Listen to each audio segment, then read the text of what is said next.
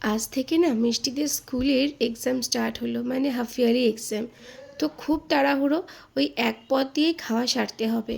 সেই জন্য সব কিছুই আজকে মিক্সির মধ্যে পেস্ট করে নিয়েছি। রুটিন যে মশলাগুলো হয়, পেঁয়াজ, আদা, রসুন, লঙ্কা, জিরে আর ধনে দিয়ে, অন্যদিকে ওই কাটা পোনাগুলোকে ফ্রিজ থেকে বার করে পরিষ্কার করে নিয়ে নুন হলুদ দিয়ে মাখিয়ে নিয়েছি। আর কড়াইতে তেল গরম করে নর্মালি মাছটা একটু হালকা করে ভেজে নিয়েছি। আর ঘরে ছিল আলু আর সজনে ডাঁটা, ওটা দিয়েই আজকে ঝোল করব। কড়াইতে একটু সর্ষের তেল গরম করেই ওর মধ্যে কালো জিরা দিয়ে ওই আলু আর সজনের ডাঁটা দিয়ে দিয়েছি।